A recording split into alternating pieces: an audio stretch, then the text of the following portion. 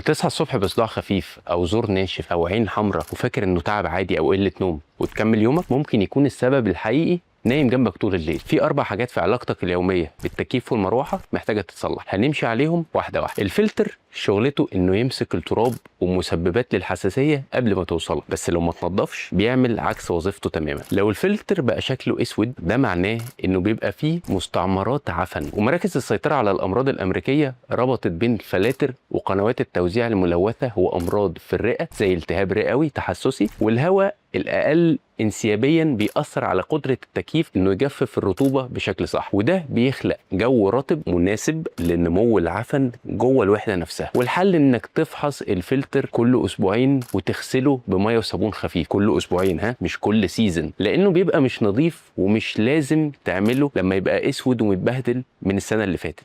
وحتى لو الفلتر نظيف جوه التكييف نفسه في اماكن ضلمه ورطبه زي كل التبريد مثلا وطبق تجميع الميه، ودي بيئه مثاليه للعفن. العفن والفطريات غالبا بينمو جوه فتحات ووحدات التكييف عشان هي بتحب الاماكن الضلمه والرطبه، خصوصا لو الوحده مش بتتعمل لها الصيانه بانتظام. والتعرض للعفن ممكن يسبب امراض زي انسداد الانف، التهاب الحلق، الكحه، الهرش، دعك في العين اللي بتحصل ده. واللي عندهم حساسيه او ربو الاعراض ممكن تكون اقوى بكتير. والحل انك تعمل الصيانه الدوريه للتكييف مره كل موسم على الاقل، يعني مره في السنه الصيانه، مش تنظيف الفلتر، تنظيف الكويل وطبق التجميع مش بس الفلتر. تعالى بقى للعاده اللي كل بيت بيعملها في الصيف، النوم والهواء بيضرب على وشك على طول. انت بتبقى حاسس انها الطريقه المثاليه علشان تبرد جسمك، بس الهواء المستمر ده بيجفف الممرات الانفيه والزور والرئه طول الليل. فالحركه المستمره للهواء بتشيل الرطوبه من جهازك التنفسي اسرع من قدره جسمك انه يعوضها. وعينك بالذات معرضه لانها بتعتمد على طبقه رقيقه جدا من الدموع للحمايه، والهواء بيبخرها، فبتصحى عينك جافه حمراء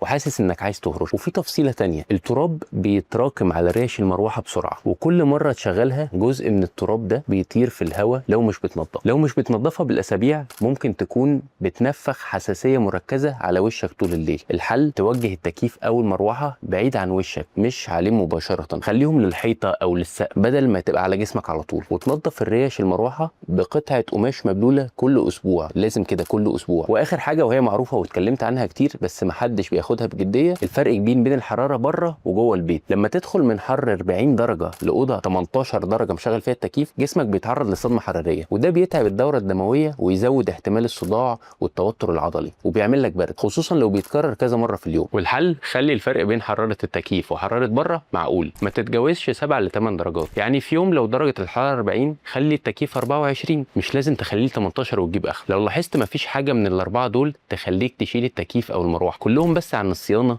وتستخدمه صح ازاي. ابدا بحاجه واحده النهارده، افتح غطا التكييف وشوف الفلتر بعينك وقول لي في الكومنتات اخر مره نظفت فيها الفلتر كانت امتى. ولو عايز الجزء اللي بعده اكتب لي اللي بعده. وستي سيف.